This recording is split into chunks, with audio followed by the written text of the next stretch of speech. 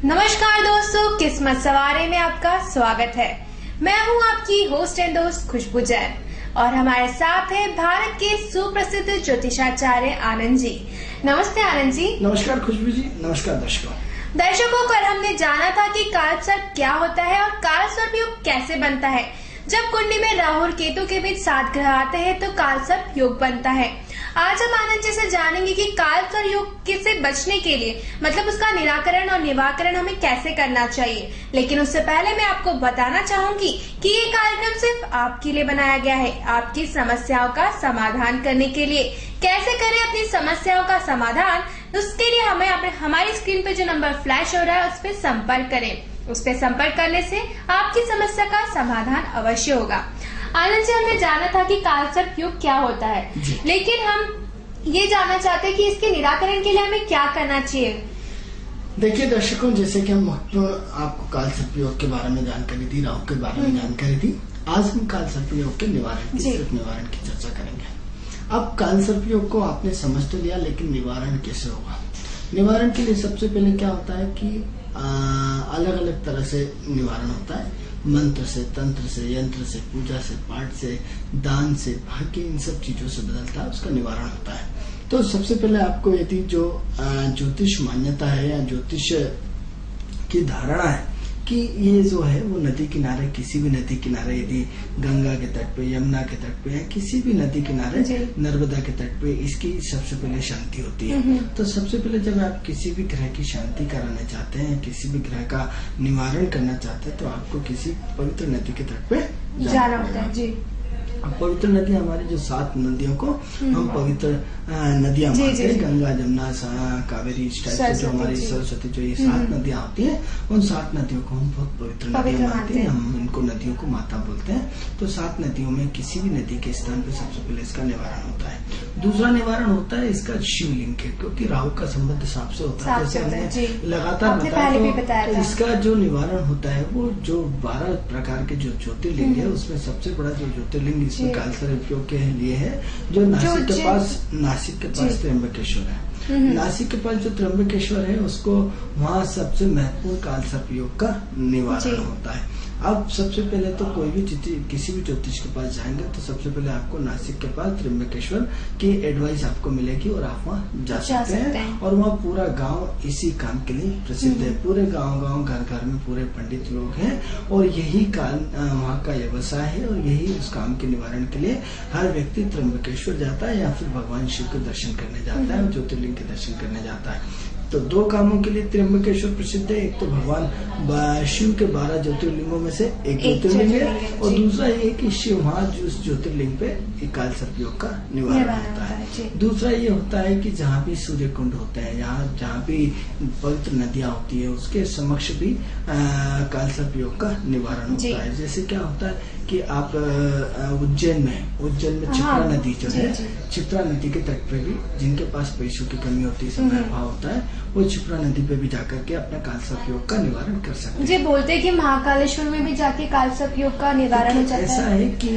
अपनी श्रद्धा और विषय के अनुसार आप कहीं भी किसी भी पंडित से निवारण करवा सकते हैं, कहीं भी करवा सकते हैं, लेकिन जो आपको शांति त्र्यंबकेश्वर नासिक में मिलेगी वो कहीं और नहीं मिलेगी। तो सबसे महत्वपूर्ण स्थान सिर्फ नासिक है, इसके अलावा इसका कोई जवाब नहीं। अब जितनी तरह की लोग बातें, उतनी तरह के कुछ भी अपन अपने मन से कुछ भी कहते हैं, लेकिन सच्चाई है कि सिवाय नासिक के अलावा कहीं भी शांति नहीं होती। लेकिन कहीं यदि छोटी व्यवस्था में छोटे समय के लिए अपने पास समय अभाव है, हम नहीं जा सकते, तो इसकी भी जाने की एक तिथियां आती है, एक फिक्स मुहूर्त होता है, उन्हीं मुहूर्तों में इसकी शांति होती है। ऐसा नहीं कि उठ के जल्दी और जाके करवा लिया, ऐसा नहीं होता है। एक हमारे शास्त्र में विभिन्न प्रकार के फिक्स मुहूर्त है, उन मुहूर्तों में ही कालसर्प योग की शांति होती है। ये तो क्या हुआ, प्रथम पार्ट हुआ। अब द्वितीय पार्ट क्या होगा, पितरों का निवारण। हाँ, बोलते कि पितृ दोष है आपको, तो कालसर्प योग का दूसरा कारण क्या होता है, पितरों का जल देना पितरों को। तो कहीं भी आप नदी किनारे जब जाते हैं और यदि आपके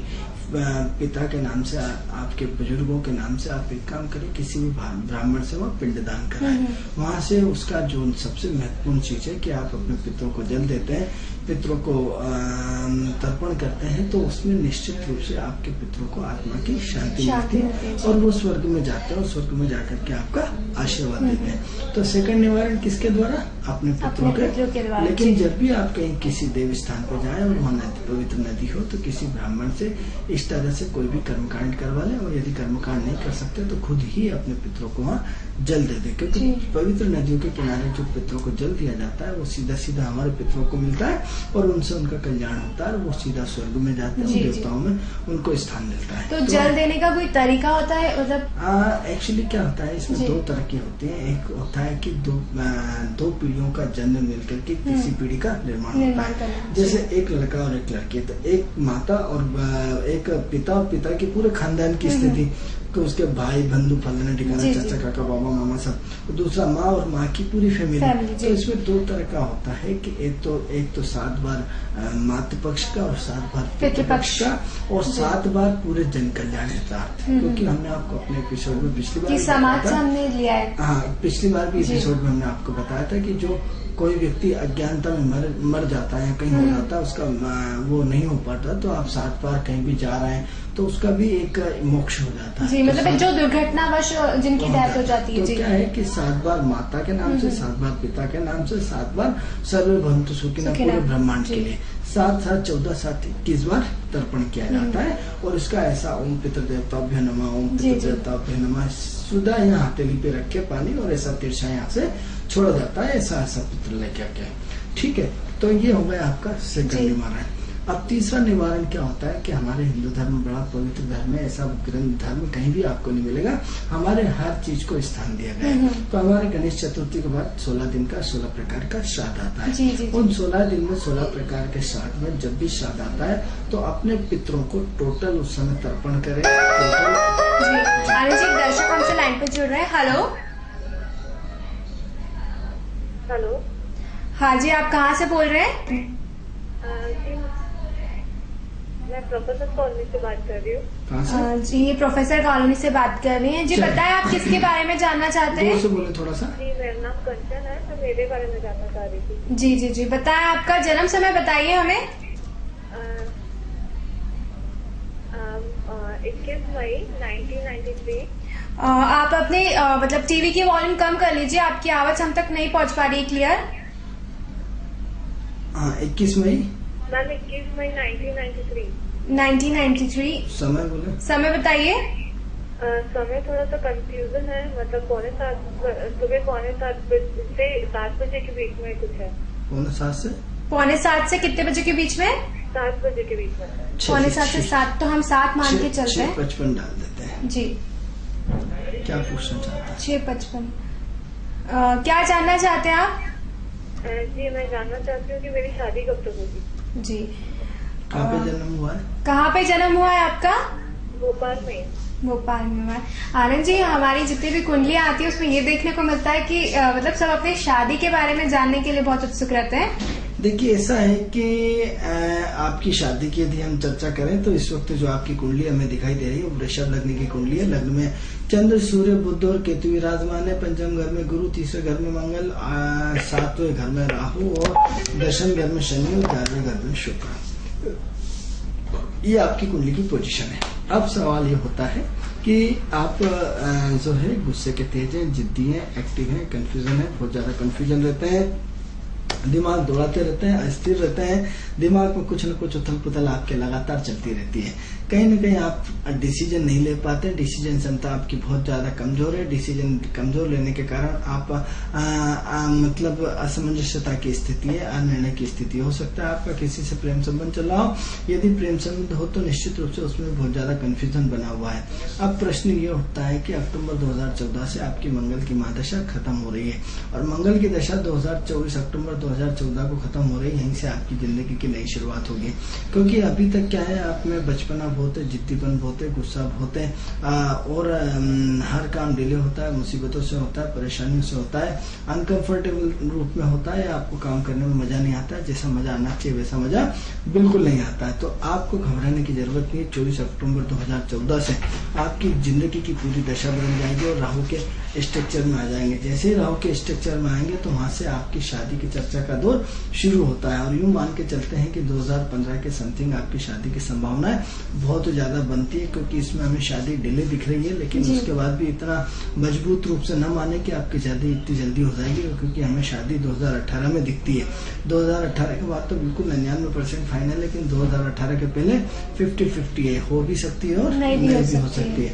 तो इसलिए आप अपने पूरा ध्यान अपने कर्म क्षेत्र पे लगाएं, अपने पढ़ाई पे लगाएं, अपने काम धंधे में लगाएं, अपने उन्नति को बढ़ाने में लगाएं, क्योंकि शादी में थोड़ा सा विलम्ब दिख रहा है। लेकिन इस वर्ष क्या है, हमें एक प्रबल योग थोड़ा सा दिख रहा है कि इस वर्ष शादी की चर्चा चलेगी, और हो सकता है वो प्रेम संबंध वाली शादी की चर्चा चले। तो इसमें यदि झटका लग गया तो लग गया, नहीं तो फिर शादी की चर्चा इसमें डिले है। और ओरिजिनल शादी की चर्चा 2018 में होने की संभावना ज्यादा बनती है, और इसमें योग आपके 2015 से शुरू हो जाएंगे, प्रबल योग। और ये 2014 में थोड़ा सा 50-60% योग बनता है, उसमें धूल लग भी सकती है और नहीं भी लग सकती है। मतलब आनंद जी, क्या लगता है आपको, कहाँ से इनके लिए शादी के मतलब रिश्ते आएंगे? और देखिए, ऐसा है कि अभी तो शादी इनकी शिक्षा की तरफ ध्यान देना चाहिए, इनका किसी से ऑलरेडी प्रेम संबंध होना चाहिए, उसी प्रेम संबंध की चर्चा का दौर इस वर्ष हो सकता है। और यहाँ तो इस बार उनसे प्रेम संबंध के रूप में शादी हो जाएगी, या फिर उससे इस साल उसकी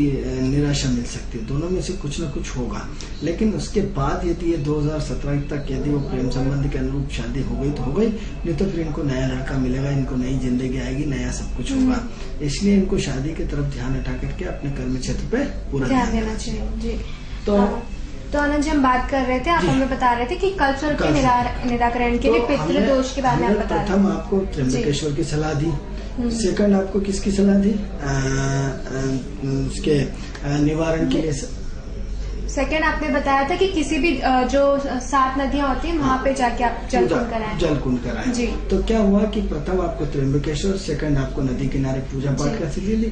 अब तीसरा हमने जो हिंदू धर्म की सबसे महत्वपूर्ण जानकारियां दी कि हमारे यहाँ 16 प्रकार के श्राद्ध होते हैं। तो 16 प्रकार के जो श्राद्ध होते हैं, उन श्राद्ध पक्ष हमारे भगवान ने क्या करा कि हर चीज के लिए स्थान बनाया। तो पितरों को भी हमारे मतलब पितरों को खुश करने के लिए श्राद्ध पक्ष में हम उनकी पूजा। पितर आपके यहाँ 16 दिन तक आपके घर में आते हैं। तो सबसे पहले तो एक काम करिए कि सबसे हर 16 दिन तक लगातार एक कंडा लीजिए और कंडे को जलाइए, और जला करके प्रज्वलित कर लीजिए, और प्रज्वलित करके उसमें घी और शुद्ध घी ले लें, और शुद्ध घी लेकर के उसमें गुड़ ले लें, और उसमें पितरों को नाम से जो आहुति दें। तो 3 आहुति 3 बार उसमें डाल लें, और नहीं डालने तो भगवान में 3 बार आपको आहुति दे रहे हैं, ग्रहण कर लो। क्योंकि जो इसमें आहुति उसको देने के बाद उसको 3 बार जल घुमा लें और उनको हाथ जोड़ लें। तो यदि ऐसा करने से क्या सीधा सीधा अपने पितरों को तर्पण किया जाता है। तो ये 16 दिन तक आप कौवे को रोटी दें, 16 दिन तक गाय को रोटी दें, कुत्ते को रोटी दें, कन्या को भोजन कराएं, और जो हमारे परंपरा के विधि विधान का निवारण है, जो हम अपने इष्ट मित्रों और परिवार सब जनों को बुलाते हैं और उनको भोजन कराते हैं, ये अवश्य कराएं। इससे भी हमारा पितृपक्ष का निवारण होता है। तो तीसरा पक्ष क्या है, श्राद्ध पक्ष को बिल्कुल जीवन में न भूला जाए मित्रों। श्राद्ध पक्ष बहुत बड़ा त्योहार है। ऐसा त्योहार है जो आपके भाग्य की रेखाओं को बदल सकता है। ऐसा त्योहार है कि आपके जीवन की दरिद्रता को खत्म कर सकता है। ऐसा त्योहार है कि जीवन की पूरी रूपरेखा को पूरी तरह बदल सकता है। तो इसीलिए सबसे पहले आप एक काम करें कि इस 16 दिन के श्राद्ध को एक बड़े त्योहार के रूप में बनाएं, ऐसे रूप में कि आपके पितर आपके परिवार में आते हैं और वो आपके छत पे बैठ करके आपको आशीर्वाद देके चले जाते हैं, और सीधा सीधा उनका मोक्ष मिलता है। मोक्ष मिलता है तो उनका कल्याण होता है, कल्याण होता है तो उनको स्वर्ग पहुंचता है, स्वर्ग में मिलता है तो आपको भरपूर आशीर्वाद मिलता है, और आशीर्वाद मिलता है तो आपकी प्रोग्रेस का ग्राफ निरंतर बढ़ता हुआ चला जाता है। इसलिए 16 दिन को कभी नहीं भूलना चाहिए।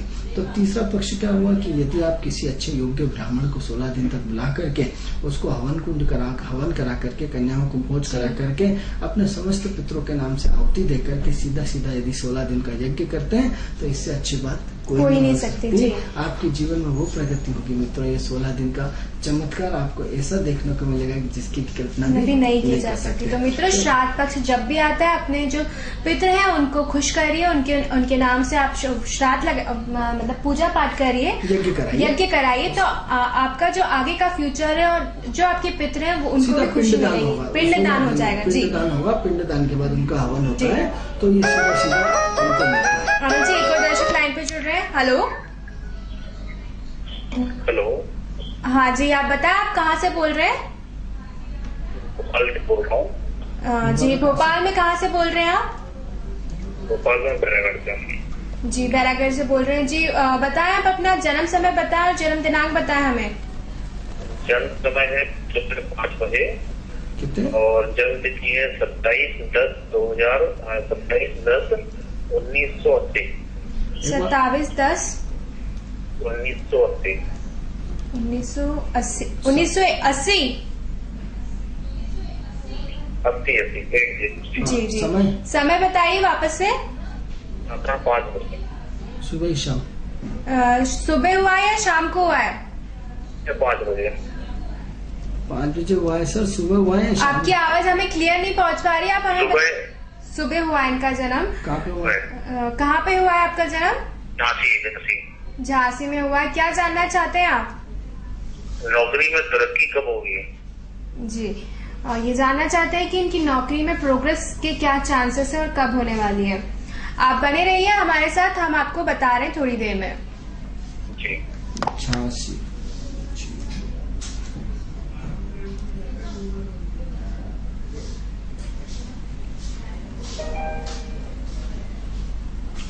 देखिए ऐसा है कि जो आपकी पत्रिका हमारे उसमें आई है कि कन्या लग्न की पत्रिका। कन्या लग्न में शुक्र गुरु और शनि एक साथ बैठे हुए हैं। सेकंड हाउस में सूर्य बुध है आज, और तीसरे घर में मंगल है, पंचम घर में केतु है, 9th हाउस में चंद्रमा है, 11th हाउस में राहु है। ये आपकी कन्या लग्न की पत्रिका हमारे स्क्रीन पे मौजूद है। अब प्रश्न ये उठता है कि एक तो आपके अंदर जो है वो चंचल प्रवृत्ति है, मन की अस्थिरता है, कहीं न कहीं आपके पूरा जीवन संघर्ष में बीता है, पूरा काम आपका संघर्ष में होता है, आप बहुत ज्यादा कंफ्यूजन रहता है, आप पूरी अपनी लाइफ को लग्जरियस जीना चाहते हैं। हर काम आपका रुकावट के साथ बाद में आपको सफलता मिलने का प्रयास करती है। तो एक तो क्या है, पूरी सोच आपकी हाई लेवल की, पूरा काम करने का तरीका हाई लेवल का, आपका जीने का अंदाज पूरा हाई लेवल का है। लेकिन हर काम में स्टार्ट में बहुत दिक्कत आती है, परेशानी आती है, उलझने आती है, लेकिन बाद में सब सही हो जाता है। एक तो क्या बहुत व्यवहार कुशल आदमी है, जिसके कारण हर व्यक्ति आपको ठगने की कोशिश करता है। इष्ट मित्रों के साथ आपने अच्छा खासा नुकसान उठाया है और आज भी इष्ट मित्रों के साथ कहीं न कहीं उलझे हुए रहते हैं। तो आपने अपनी नौकरी का प्रश्न किया है, तो 2006 के बाद आपकी गुरु की महादशा शुरू हो गई है।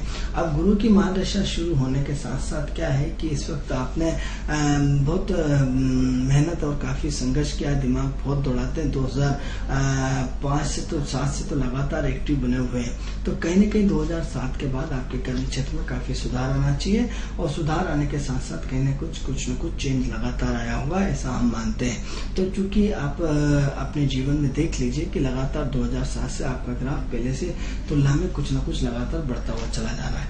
लेकिन इस वर्ष आपने कुछ न कुछ हो सकता है परिवर्तन चेंज करने का मन बनाया हो। यदि नहीं बनाया है तो इस वक्त 20/7/2014 से गुरु के नक्षत्र में आ रहे हैं, और गुरु इस वक्त अपना 19/6/2014 को राशि परिवर्तन कर रहे हैं। तो हम ऐसा मानते हैं कि नहीं कुछ मतलब कुल मिलाकर के इस अगले 3 महीने के बाद आप में नौकरी में कभी भी परिवर्तन आ सकता है, और परिवर्तन के साथ साथ बड़ा भारी भरकम चेंज आ सकता है। तो ये चेंज आपकी लाइफ में पूरा परिवर्तन करेगा। हेलो, हाँ जी, रघुनंदन शर्मा बोल रहा हूँ भोपाल से। हाँ शर्मा जी, आप कहाँ से बोल रहे हैं भोपाल में? भोपाल में बोल रहा हूँ बैरागढ़ से। जी बैरागढ़ से बोल रहे हैं। बताएं आप क्या जानना चाहते हैं आनंद जी से? मेरी जन्म तारीख बताना पड़ सकता है? 4/11/64 है। 4/11 और 64। और मेरा आने वाला भविष्य कैसा रहेगा? समय बताइए। दोपहर 11 बजे।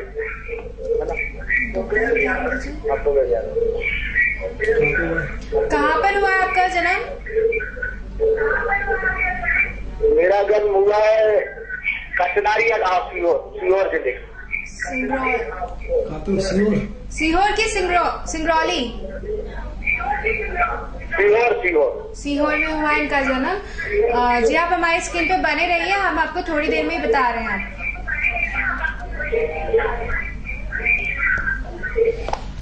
तो बात हम पिछली कुंडली की पहले कर रहे थे। तो ऐसा है कि पिछली कुंडली की जो चर्चा चल रही थी अधूरी, तो आप का जो है परिवर्तन का दौर चल रहा है। इस वक्त आपकी मान के चलते कि अगले 3 महीने के बाद कभी भी आपकी नौकरी लग सकती है, इसलिए थोड़ा सा दान पुण्य करें, थोड़ा सा अपने आप को दान पुण्य से जोड़ें। जब भी आपकी नौकरी लगे तो संकल्प करें कि आपको अपनी कमाई का 2% हिस्सा दान करना है। दूसरा ये कि जिंदगी में एक पेड़ जरूर लगाना। एक पेड़ इसलिए अवश्य लगाना मित्रों कि एक पेड़ लगाने से पर्यावरण को भूल जाइए आप 2 मिनट के लिए। एक पेड़ लगाने से पूरी आपकी लाइफ बदल जाएगी। आप जीवन में एक मकान किसी को दान नहीं कर सकते, आप जीवन में रोज किसी को भोजन नहीं करा सकते यदि आप एक पेड़ लगा देते हैं। तो एक पेड़ में आप देखिए कि छोटे छोटे हजारों जीव जंतु रहते हैं, छोटे छोटे कीड़े मकोड़े, न जाने कितनी असंख्य आत्माएं एक पेड़ पे निवास करती हैं। और आपने क्या करा, उन सबको एक घर दे दिया, एक आश्रय दे दिया, एक जीने के लिए अपना स्थान दे दिया। तो एक आपने प्रकृति की बहुत बड़ी मदद करी। दूसरा फलदार वृक्ष यदि लगाते हैं उस एक पेड़ को भी, तो आपने पीपल का, नीम का या कोई अच्छा फलदार वृक्ष लगाया तो आपने क्या, तो क्या है कि आपने करोड़ों लोगों के भोजन की व्यवस्था की। कोई भी व्यक्ति किसी भी पेड़ का पक्षी आएगा उसमें भोजन खाएगा और चला जाएगा। तो इससे आपकी जन्म जन्मांतर की 7 पीढ़ियां लगातार तरती रहेंगी। तो इसलिए जीवन में यदि आप एक पेड़ यदि किसी सरकारी हॉस्पिटल या शमशान या किसी स्कूल में या कॉलेज में या कहीं भी ऐसी जगह लगाए जो जीते जी आपके वो पेड़ न कटे। तो यदि एक पेड़ यदि आप लगाएंगे तो निश्चित रूप से आपकी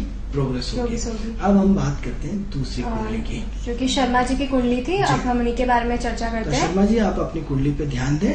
आपकी 4/11/1964 है, रात की 11 बजे, दिन के 11 बजे है और आपका भोपाल में जन्म हुआ। ये आपकी कुंडली का विश्लेषण है।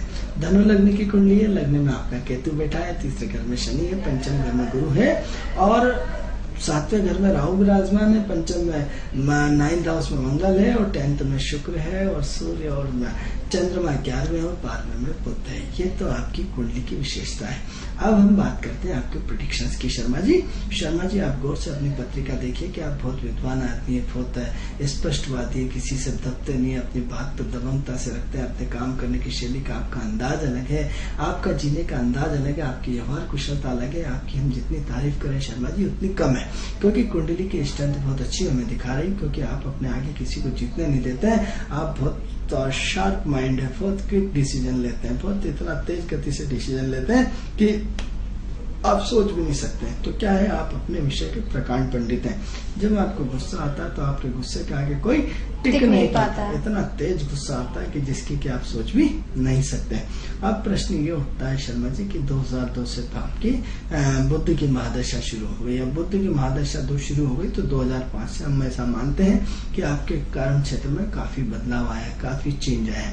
तब से लेकर के आपने अपने जीवन में कभी भी पीछे मुड़ के नहीं देखा है। तो ऐसा हम मानते हैं शर्मा जी की लगातार आपकी 2005 के बाद कहीं ना कहीं आपका ग्राफ लगातार बढ़ रहा है, आपकी प्रोग्रेस का ग्राफ लगातार बढ़ रहा है।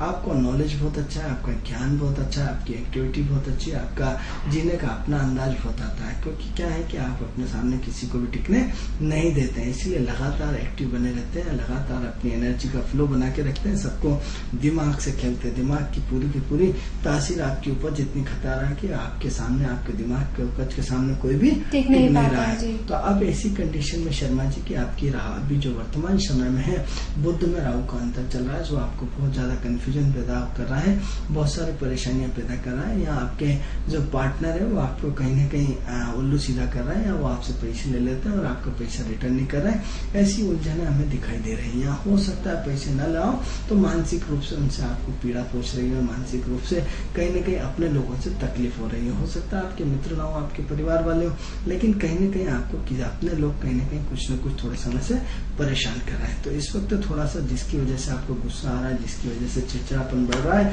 या अपने आप में कुछ 6 महीने से आप अपने आप में कंफर्टेबल फीलिंग नहीं है, तो जिसके कारण आप थोड़ा सा अपने आप में परेशान है। शर्मा जी जीवन में एक बार अवश्य याद करिए कि जीवन में एक बार आप शिव पुराण का अवश्य पाठ कराएं। जरूरी है आप बड़े पैमाने पे कराएं, किसी एक योग्य पंडित को अपने बजट के हिसाब से पकड़कर साल में एक बार शिव पुराण का पाठ अवश्य कराइए। शिव कथा का सुनने से आपके जीवन में काफी उद्धार हो जाएगा, सारी परेशानियां खत्म हो जाएगी। इसके अलावा अपनी कमाई का 2% हिस्सा दान करें, रोज पक्षियों को दाना दें, अपने वृद्धाश्रम जाएंगे तो निश्चित रूप से आप अपने आने वाले समय में सफल होते जाएंगे। इस वक्त थोड़ा सा इंतजार करें, दिसंबर के बाद आपकी बहुत अच्छी प्रोग्रेस होने वाली है। तो इनको दान अधिक करना चाहिए और शिव पुराण का पाठ ही करेंगे तो इनके लिए बहुत अच्छा है। शिव पुराण का कथा का किसी योग्य ब्राह्मण से एक बार जैसे भागवत कराई जाती है, ऐसे शिव पुराण का पाठ कराना चाहिए, जिससे शिव पुराण सुनने को और सुनाने के बाद जीवन में जन्म जन्मांतर की सारी समस्याएं खत्म हो जाती हैं। जी। तो आनंद जी, हम अपनी बात पे अग्रसर होते हैं। हम चर्चा कर रहे थे कि श्राद्ध पक्ष में पूजा करना चाहिए।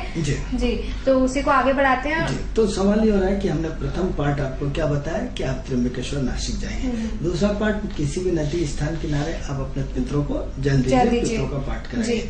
तीसरा ये किया कि आप श्राद्ध पक्ष में अपने पितरों को भूलिए मत। पितृपक्ष है, श्राद्ध पक्ष को एक त्योहार की तरह, दिवाली की तरह एक इतने अच्छे ढंग से मनाए कि अपने पूरे इष्ट मित्रों परिवार को, अपने सबको भोजन कराएं, कन्याओं को भोजन कराएं और ये 15 दिन पूरे नियम कानून से रह करके अपने पितरों का आशीर्वाद लें। अब चौथा जो महत्वपूर्ण है, अपना दान पुण्य। तो अपने क्या है, जो पितर हैं, जो पितर आपको याद आते हैं, उन सबके नाम पे एक सुरक्षित स्थान पे एक पेड़ लगा दीजिए।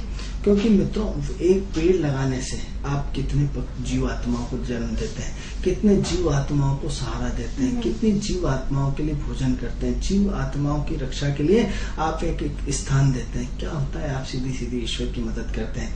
मित्रों, आज जो हिंसक घटनाएं, हम आपको कई बार बता चुके कि जो हिंसक घटनाएं घट रही है, तो उसमें क्या, जंगल कटते जा रहे हैं, जंगल कटते जा रहे हैं, तो उसमें क्या हो रहा है, योनियों का ट्रांसफर होता जा रहा है। ट्रांसफर कैसे होता जा रहा है कि जो जंगली जहरीले जीव जंतु थे, वो सब क्या कर रहे हैं, हिंसक रूप में जन्म होता जा रहा है, हिंसक रूप में व्यक्ति की प्रवृत्ति हो जा रही है, हिंसक गतिविधियां हो रही। आप देखिए कि इतने बलात्कार कभी जिंदगी में नहीं हुए जिस वक्त अभी इस कलयुग में लगातार बढ़ते जा रहे हैं। क्या हो रहा है कि एक व्यक्ति अपनी पूरा डीएनए उसका बदल तो नहीं सकते, तो क्या हुआ, मनुष्य रूप में कन्वर्ट होता हुआ चला जा रहा है, जंगल पूरे खत्म होते जा रहा है। तो क्या हो रहा है, आपने ईश्वर की बहुत बड़ी मदद करी कि आपने जो जीव जिस संसार में रह रहा है या जिस उसमें रह रहा है, उसी जीव आत्मा में अपने आप को आपने उसके रहने की व्यवस्था करी, तो कन्वर्ट होगी किसी दूसरे उसमें। तो आपने क्या करा, ईश्वर की मदद करी। इसलिए जीवन में मित्रों, पितरों के नाम से एक पेड़ अवश्य लगाएं। पितरों के नाम से एक पेड़ लगाने से वो पितर आपके जीवन भर दुआएं देंगे।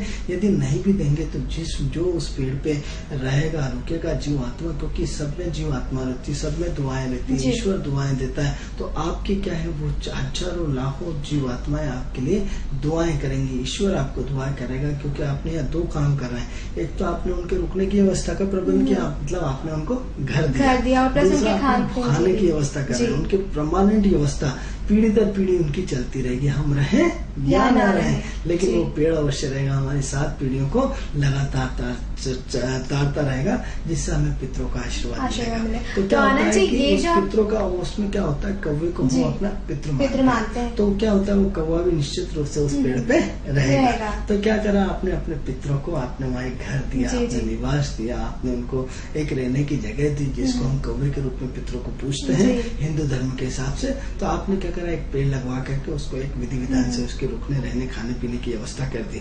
तो चौथा नियम क्या है कि आप अपना एक पेड़ अवश्य लगाएं। और जितने पितृ यदि याद हैं तो उनके नाम से तो निश्चित रूप से, तो ये श्राद्ध पक्ष में लगाना चाहिए।